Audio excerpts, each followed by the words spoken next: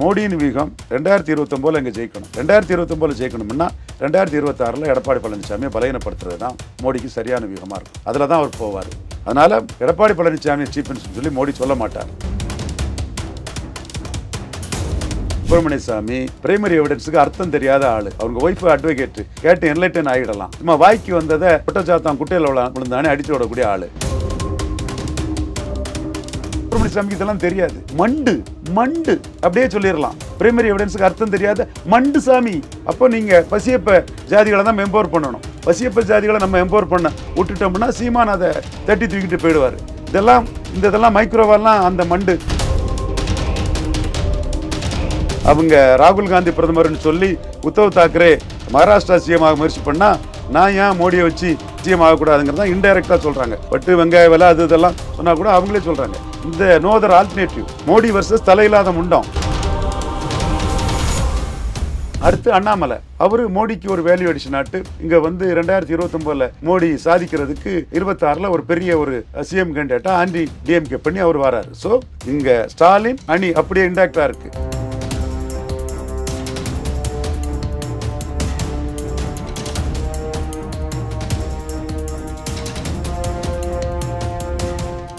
Real one நேயர்களுக்கு வணக்கம். இன்றைய சிறப்பு நேயர்களுக்காக நம்முடைய நினைக்கிறார் அரசியல் விமர்சகர் திரு ரவீந்திரன் துரைசாமி அவர்கள். வணக்கம் சார். வணக்கம் வருகிறான். பாஜக இந்த தொடர் வெற்றிக்கு பிறகு மோடியின் வீகம் எப்படி சார் இருக்க போகுது? மோடியின் வீகம் 2029 இங்கே ஜெயிக்கணும். 2029 ஜெயிக்கணும்னா 2026 எடப்பாடி பழனிசாமியை பலகீனப்படுத்துறது தான் மோடிக்கு சரியான வியூகமாக இருக்கும். அதில் தான் அவர் போவார். அதனால் எடப்பாடி பழனிசாமி சீஃப் மினிஸ்டர் சொல்லி மோடி சொல்ல மாட்டார். ஏன்னா அது மோடிக்குள்ள கிறிஸ்தவ முஸ்லீம் ஓட்டு எதிர்ப்பு எடப்பாடி அடிச்சிடும். அண்ணாமலை சொல்கிற மாதிரி 2 ஜாதி கட்சியாக போயிட்டுன்னு நான் கொங்கு வேளாளர் நான் வன்னியர் ஓட்டுகள் பாஜகவையும் அந்த அணியை சேர்த்து அடிச்சிடும். ஸோ அது 2029 சோனியா காந்தி 2004 2009 மன்மோகன் சிங் சோனியா காந்தியை கலைஞர் ப்ரொஜெக்ட் பண்ணார். 2014 தனிச்சு நின்று ஒன்றும் இல்லை. 2019 24 ஒரு திமுக காங்கிரஸும் பிரிஞ்சிருந்த தேர்தல் தவிர எல்லா தேர்தலையும் ஜெயித்துட்டாங்க. ஸோ 2029 மோடி எப்படியாவது இங்கே ஜெயித்தாகணும். Modi will never accept defeat anywhere. So 2029 Modi தமிழ்நாட்டில் ஜெயிக்கிறதுக்கு என்ன வியூகங்கிறதான் மெயின் வியூகம். அதற்கு எடப்பாடி பழனிசாமியை நம்பினா 21 இருந்தவர் 24 டிச் பண்ணிட்டு போயிட்டார். Edappadi master the art of teaching. எப்போ யாரை டிச் பண்ணுவாங்கிறது நமக்கு தெரியாது. ஸோ அந்த மாதிரிப்பட்ட எடப்பாடி பழனிசாமியை நம்பி ஜாதிய முரண்பாடும் மத முரண்பாடும் சேர்ந்து ஒரு சிக்கலை ஏற்படுத்துறதை விட நீங்கள் தெலுங்கானா எடுத்துட்டிங்கன்னா 7% அசம்பிளி எடுத்தாங்க, 18% பார்லிமெண்ட் போயிட்டாங்க, 14% அசம்பிளி எடுத்தாங்க, 36% பார்லிமெண்ட் போயிட்டாங்க.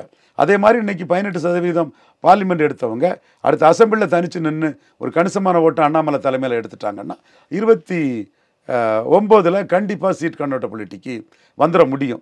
எடப்பாடி கூட நின்று அவருக்கு பிரஜாதி எதிர்ப்போம், கிறிஸ்தவ முஸ்லீம் எதிர்ப்போம் திமுக அணியில் இன்டாக்டாக குவியும் போது அது 19 முடிவு மாதிரி 24 முடிவு மாதிரி 29 போயிடும். ஸோ 29 தான் மோடிக்கு முக்கியம்.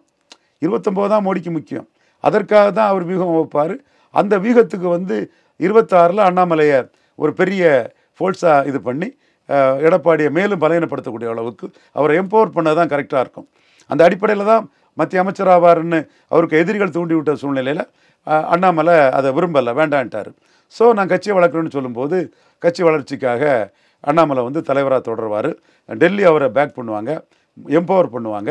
அதனால தான் தமிழிசை அம்மையாரை போடம் தெரியாமல் சாமி ஆடாதீங்க, நீங்கள் சசிகலாவை வீழ்த்துறதுக்கெல்லாம் உங்களை விட்டால் இன்னொருத்தரால் வீழ்த்திருக்க முடியாது, ஆனால் நீங்கள் போடம் தெரியாமல் சாமி ஆடாதீங்கிறதெல்லாம் அன்றைக்கி சொன்னேன். இன்றைக்கி அது ரொம்ப தெளிவாகவே அண்ணாமலை பவர்ஃபுல் பிரசிடெண்டாட்டு பார்ட்டி அவரை முன்னிறுத்துவாங்க.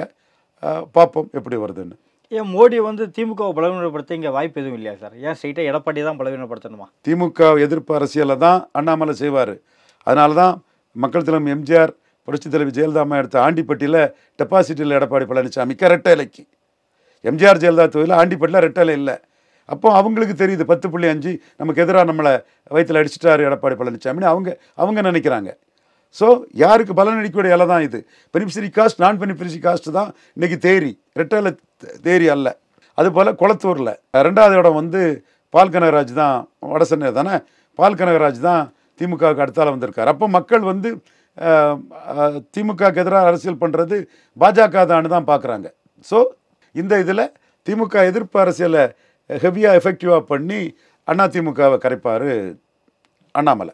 எடப்பாடியை பலவீனப்படுத்தினா மோடி அவர்கள் என்னென்ன ஸ்ட்ராட்டஜி கையில் எடுக்க வாய்ப்பு இருக்குது சார்? இங்கே நிறைய ஸ்ட்ராட்டஜி கையில் எடுக்க வாய்ப்பு இருக்குது.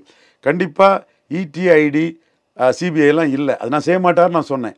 ஏன்னா ஒரு விஷயம் மோடிக்கு எடப்பாடி செய்து கொடுத்துறது நமக்கு தெரியும் அது. ஸோ அந்த இடத்துக்குள்ளே எடப்பாடிக்கு எதிராக அந்த மாதிரி பட்ட இதுகளை போக மாட்டாங்க. ஏன்னா 2029 எடப்பாடி வேணும், 26 தான் தேவையில்லை. ஸோ இன்னைக்குனாலும் நாளைக்கு அவர் தேவைப்படுவாருங்க இடத்துக்குள்ளே அவருக்கு எதிராக ரொம்ப ஹெவியாக ஒன்றும் போக மாட்டாங்க. போக வேண்டிய அவசியமே இல்லை, அரசியல் தானே. ஸோ அவரும் ஓகே, அவரும் அவர் தலைவராக வளர்கிறதுக்கு முயற்சி பண்ணுறாரு. அதில் அவர் கிறிஸ்டின் முஸ்லீம் ஓட்டு 18% கிறிஸ்டின் முஸ்லீம் ஓட்டால் ஜெயலலிதா அம்மையார் 2006 தோத்தாங்க, நம்ம 2021 தோத்தோம், கலைஞர் 2001 தோத்தோம். 18% ஒட்டுமொத்தமாக போட்டால் நம்ம என்ன ஆகும்னு அந்த இதில் அவர் மோடிக்கு எதிராக தான் இருக்கிறாரு. இந்த கூட்டணி வரமாட்டேன்னு அவர் டிக்ளேரே பண்ணிட்டாரு. ஸோ அவரை நம்ம மதித்து தான் அவரை அடிக்கணும், அரசியல் ரீதியாக அடிக்கணும்.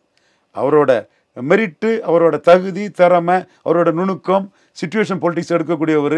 ராமதாஸையும் காலி பண்ணுன்னு நினச்சிருந்தாரு.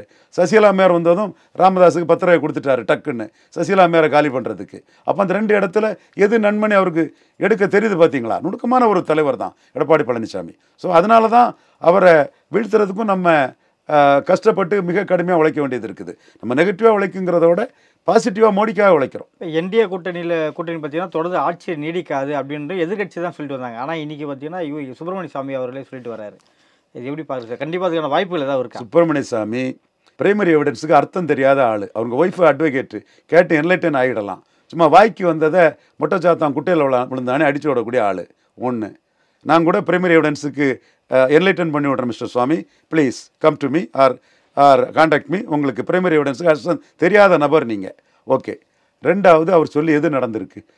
மோடி பிரைம் மினிஸ்டர் ஆக மாட்டார், மாற்ற போகிறாங்கன்னாரு. நடந்ததா? சும்மா தேவையில்லாமல் ஆர்எஸ்எஸ்ஸை பேர எழுப்பார்.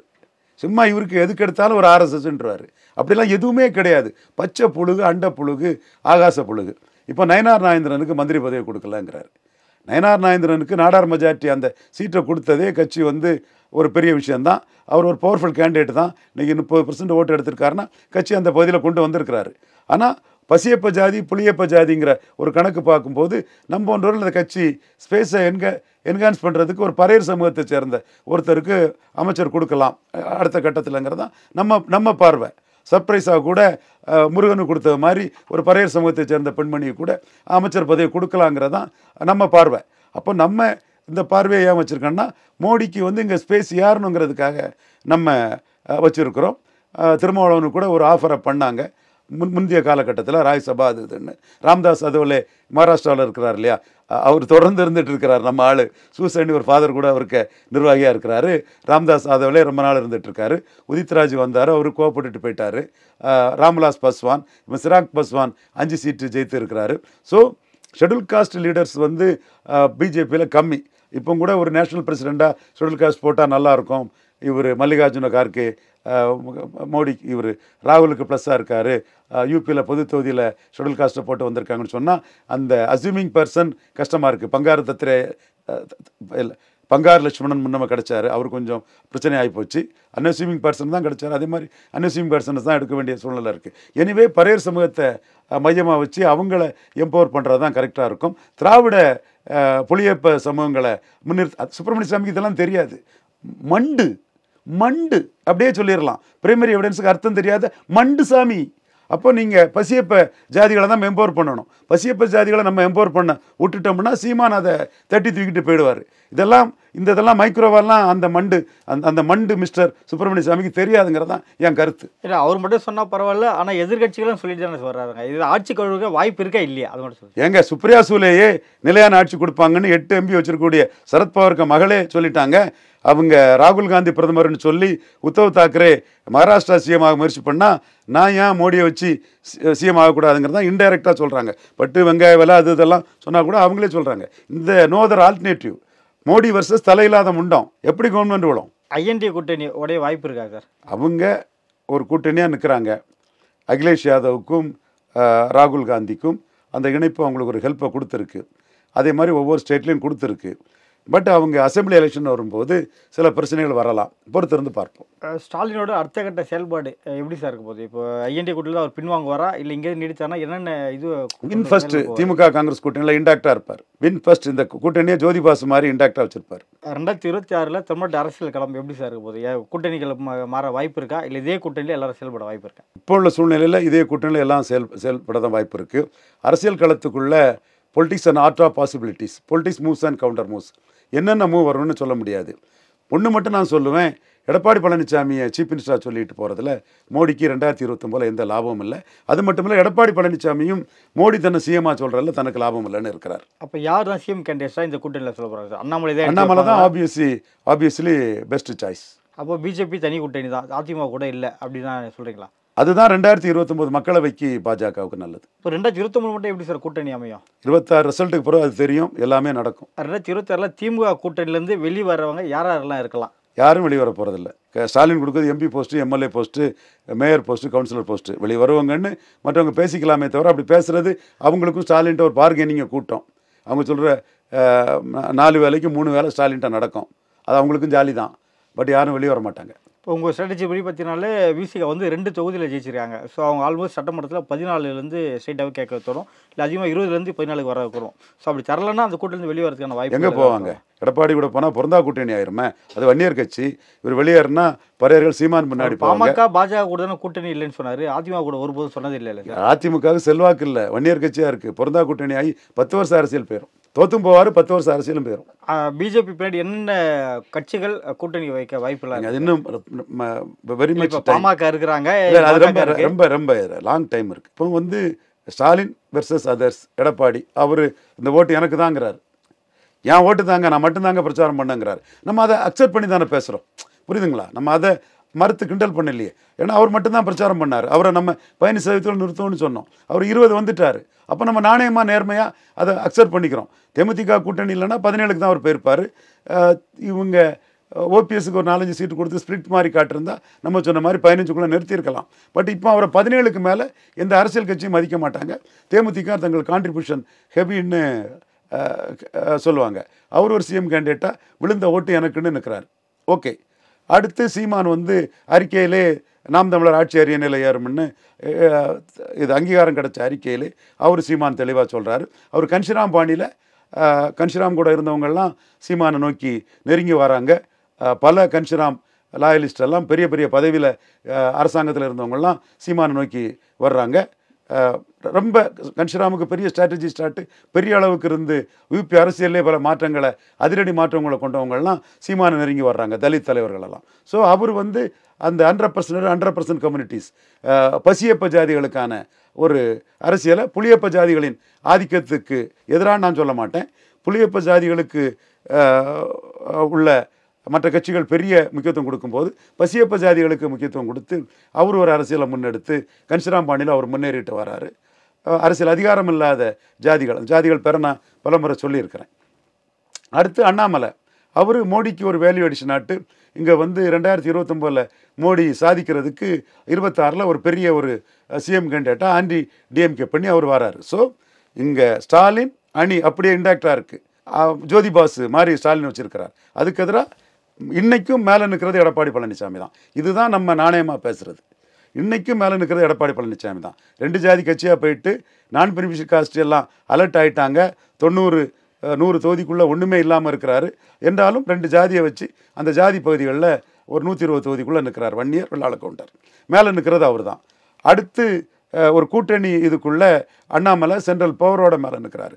சீமான் மீடியா வெளிச்சம் இல்லைன்னாலும் தினத்தந்தி போன்ற சதிகாரர்களையும் மீறி அவரும் களத்தில் வந்து 100% கம்யூனிட்டிக்காக அவரும் களத்துக்குள்ளே நிற்கும் போது Stalin versus Edappadi, Stalin versus Annamalai, Stalin versus Seeman, இதுதான் தமிழக அரசியல் களம்.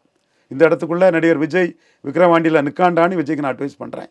சரத்குமாரை திருமங்கலத்தில் நிற்காண்டான்னு சொன்னேன், நின்னா சைனஸ் சாப்பிட்ற மாதிரின்னு சொன்னேன். விஜய்கிட்ட இஷ்யூ இல்லை, பாப்புலாரிட்டி இருக்குது. இஷ்யூ இல்லாமல், கருத்தியல் இல்லாமல், கொள்கை இல்லாமல் விக்ரவாண்டியில் நின்னா சரத்குமார் கதி தான் அவருக்கும் வரும். நிற்காண்டா உங்களை சுற்றி இருக்கிறவங்க உங்களுக்கு பாப்புலாரிட்டி இருக்குது, நீங்கள் அப்படியாக்கும் இப்படியாக்குன்னு நின்று ஒரு 5 கோடி ரூபா அங்கே செலவழிக்கிறதுக்கு உங்களை இழுத்து விட பார்ப்பாங்க. மீண்டும் சொல்கிறேன், நின்னா சரத்குமார்கிட்ட சொன்னேன், கண்டஸ்டிங் திருமங்கலம் டேஸ்டிங் சைனேடுன்னு சொன்னேன். ராதிகா அம்மையார் உட்பட என்ஆர் நாராயணன், கருநாகராஜன், முருகன் எல்லாருமே ஒத்துக்கிட்டாங்க. தம்பி மருது அழகராஜ் தான் கடைசியாக வந்து வேண்டாண்ணே இதோட விட்டுருங்கன்னு சொல்லி நம்மளை இது பண்ணாப்புல, அமைதிப்படுத்தினாப்புல. பட் அவங்க சைனைட் சாப்பிட்டது வந்து நமக்கு தெரிஞ்சது. அதே மாதிரி விக்ரவாண்டியில் விஜய் நின்னாலும் சைனைட் சாப்பிட்ற மாதிரி தான் இருக்கும். சுற்றி இருக்கவங்க தூபம் போடுவாங்க. விஜய் தான் அலர்ட்டாக இருக்கணும். அவர் என்ன முடிவு எடுப்பாரோ அவருக்கு முடியும். 2026 விஜய் அரசியலுக்கு வர அந்த என்ட்ரி அந்த 2026 யாருக்கான கட்சி பின்னாடி அவர் என்ன சொல்கிறாரு, என்ன கொள்கைகளை சொல்லி வராருன்னு பார்த்துட்டு சொல்லுவோம். இன்றைக்கி அவர் வந்து பாப்புலாரிட்டி உள்ள ஆள், பலம் நிரூபிக்காத ஆள். நாளைக்கு அவர் வரும்போது பார்க்கலாம். எந்த கட்சியோ பின்னாடி பாதிப்பு ஏற்படுத்த வாய்ப்பு இருக்குது, யாராவது வாக்குகளை எடுக்க வாய்ப்பு இருக்குது. அவர் வரும்போது பார்த்துக்கலாம். இப்போ கமல்ஹாசன் வந்தது சீமானுக்கு அதிர்ஷ்ட வாய்ப்பாக முடிஞ்சது. 1.1 கமல்ஹாசன் வந்தபோது 3.8க்கு சீமான் வந்துட்டார். விஜய் வர்றது கூட சீமானுக்கு அதிர்ஷ்ட வாய்ப்பாக இருக்கலாம். அதெல்லாம் காலம்தான் பதில் சொல்லணும். சரி, இப்போ லாஸ்ட்டாக நடந்த தேர்தலில் பார்த்தீங்கன்னா 222 சட்டமன்ற தொகுதியில் வயசு வரைக்கும் பார்த்தீங்கன்னா 222 தொகுதியில் திமுக வந்து லீடிங், 7 சட்டமன்ற தொகுதியில் அதிமுக, 2ல் வந்து தேமுதிக, 3 வந்து பாமக. ஸோ இது வந்து களம் இப்படி தான் இருக்க வாய்ப்பு இருக்கா, இல்லை 2026 மாறுமா? இது 1 to 1 தான் முக ஸ்டாலினை தோக்கடிக்க முடியும். நான் அப்போவே சொல்கிறேன், இந்த அரசியலே தெரியாதவங்க தான் பழைய திமுக அதிமுக அரசியல் பேசிகிட்டு இருக்காங்க. இது ஸ்டாலின் வர்சஸ் அதர்ஸ் தான். அங்கேயும் காமராஜ் வர்சஸ் அதர்ஸ் தான். 57, 62 எல்லாம் காமராஜ் கட்சியை கைப்பற்றி நாடிமுத்து பிள்ளை, வல்லத்தரசு, ஆதிமூல நாடார், தையல்பாக ஆதித்தன், தென் கணபதி நாடார், தென் அழுத்தம் கொடுத்து பசும்பொனையா, இந்த மாதிரி வடமலை நாயக்கர், ராதாகிருஷ்ண பிள்ளை, இப்படி கட்சிக்குள்ளே ஒரு உருவமாக இருந்து அவர் கட்சி தாங்கிறதுக்கு செக்காக இருந்தவங்களெல்லாம் அழுத்தம் கொடுத்து கட்சியை விட்டு வெளியேற்றி கட்சியை முழுமையாக பிடிச்சிக்கிட்டு ஒரு பெரிய உயரத்தில் இருந்து காமராஜ் வர்சஸ் அதர்ஸ்ன்னு 62லலாம் 46% வாக்கில் நெஹ்ருவை விட 1% வாக்கு அதிகம் பெற்றிருந்தார். நெஹ்ரு பார்லிமெண்ட்டுக்கு பெற்றதை விட இந்தியாவிலே 1% வாக்கு அதிகம் பெற்றிருந்தார். நெஹ்ரு இங்கே யூபியிலலாம் சிஎம் கேண்டிடேட்டோட 8%, 11% நேருக்கு அதிகம் கிடைக்கும். அந்த பெரிய பொசிஷனில் இருந்த காமராஜ் மாதிரி இன்றைக்கி ஒரு கூட்டணியை இன்டாக்டாக வச்சுக்கிட்டு கலைஞரோட அரசியல் சாதுரியமும் சாணக்கியத்தனத்தில் மிகுந்து ஒரு ஜோதி பாசு மாதிரி அந்த கூட்டணியை இன்டாக்டாக வச்சுருக்கக்கூடிய ஸ்டாலின் வர்சஸ் அதர்ஸ் தான் இன்றைக்கி தமிழ்நாடு பொலிட்டிக்ஸ். திமுக செய்தி தொடர்பாளர்களுக்கு இது தெரியலை. பரிதாபமாக இருக்குது அந்த திமுக செய்தி தொடர்பாளர்களோட நினைக்கும் போது.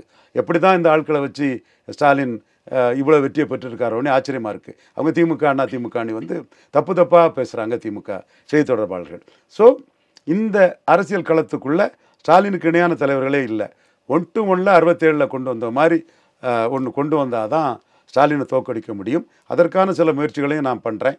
காலம் என்ன முடிவு செய்யுங்கிறத பார்ப்போம். இன்னும் ஒரு 1.25 வருஷம் இருக்குது, பொறுத்திருந்து பார்ப்போம். 2026 திமுக வந்து 234 சேவ் பண்ண வாய்ப்பு ஏதாவது இருக்கா சார்? இன்னும் 1.25 வருஷம் இருக்குது, பொறுத்திருந்து பார்ப்போம். 1 to 1 இல்லாத பட்சத்தில் நான் கொண்டு வர முயற்சி பண்ணுறேன். நான் அதுக்கான முயற்சிகளை எடுக்கிறேன். ஒரு தனியாளாக உங்களால் முடிஞ்சிருமா சார்? அது தனியாளாக முடியுமான்னு சொன்னால் இவர் குஜராலுக்கு மகன் இந்திய அரசியலில் தனியாளாக நிறைய விஷயங்கள் பண்ணியிருக்கிறாங்க. பல தனி ஆட்கள் பல விஷயங்கள் பண்ணியிருக்கிறாங்க. நாம் யாரை சந்திக்கிறோமோ சகாதேவ மாதிரி அவங்க நன்மைக்கு தான் சொல்கிறோம். இன்றைக்கி பிரேமலதா அம்மையார் நம்ம சந்திக்கும் போது கூட நீங்கள் மோடி தலைமையிலான அணியில் வரணுன்னு தான் எனக்கு ஆசை. ஆனால் இவர் எடப்பாடி தான் சொன்னது மாதிரி உங்களுக்கு ராஜ்யசபா தருவார் நாம் சொன்னோம். அப்போ அவங்க சொன்னாங்க நீங்கள் நேமாக சொல்கிறீங்க, அப்போவே நீங்கள் 2016 நீங்கள் சொன்னது கேட்டிருந்தா எவ்வளோ பெரிய எழுச்சியை பெற்றிருக்காங்கலாம் அவங்க ஒத்துக்கிட்டாங்க. ஸோ நம்மளை தலைவர்கள் நம்புகிறாங்க, அவங்க நன்மைக்கு நம்ம சொல்கிறோன்னு நம்புகிறாங்க. பார்ப்போம், முயற்சி பண்ணுவோம். Efforts never fail. விருதுநகரில் விஜயபர்பான் தோற்றதுக்கு மறு வாக்கடியை தேமுதிக மட்டும் தான் ஃபோர்ஸாக வலித்திருக்கு. கூட்டணி தலைமையில் இருக்க எடப்பாடி அவர்கள் சொல்லவே இல்லை. எதனால் அவர் இன்னும் வலியுறுத்தாமல் இருக்கார்? என்ன காரணமாக இருக்குது? அது அவருக்கு தான் தெரியும். நாம் அதில் சொல்கிறதுக்கு இல்லை. அந்த கூட்டணி கண்டிப்பாக வந்து நாளைக்கு முன்னோட 2 மடங்கு தேமுதிக இடங்கள் கேட்பாங்கங்கிறதுல அவருக்கு ஒரு அச்சம் இருக்குது. முதல்ல தனித்துனார், அப்புறம் நம்ம தேமுதிகவோட வெயிட்டேஜை சொன்னதும் பிரேமலதா அம்மையாரோட பிரச்சாரத்தை சொன்னாருன்னா நாம் சொன்னது உண்மையை ஒத்துக்கிறாரு. 6% ஓட்டு அவங்க கான்ட்ரிபியூட் பண்ணியிருக்கிறாங்க தேமுதிகங்கிறத ஒத்துக்கிறாரு. ஓகே, அவர் அந்த இடத்துக்குள்ளே தேமுதிக வேணும்னு நினைக்கிறாரு, அவருக்கு டைம்ஸுக்கு வேணும்னு நினைக்கிறாரு. இவங்க தேமுதிக 2 மடங்கு ஓட்டு கிடைச்ச சீட்டோட நம்ம கான்ட்ரிபியூட் பண்ணியிருக்கோம்.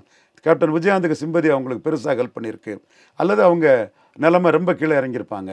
அதனால் அடுத்த கட்டம் நமக்கு வந்து கண்டினியூ பண்ண விரும்புகிறாங்க. பெரிய அளவில் அவங்களுக்கு முக்கியத்துவத்தை அவங்க எதிர்பார்க்குறாங்க.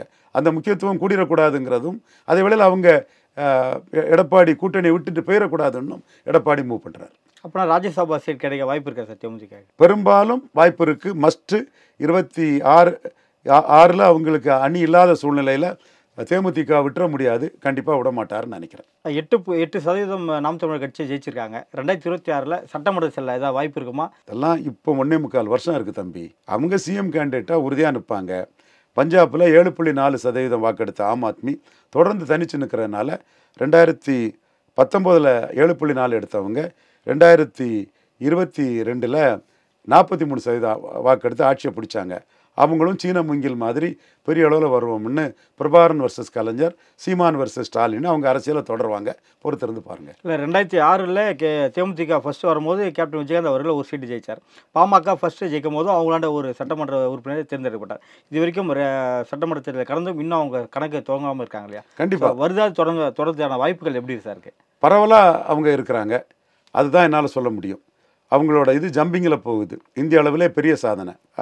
26 களம் எப்படி அமைதுங்கிறத பொறுத்திருந்து பார்ப்போம். நடப்பு அரசியல் குறித்து பல்வேறு கருத்தில் இப்போ மிக்க நன்றி சார். நன்றி ஹரிஹரன்.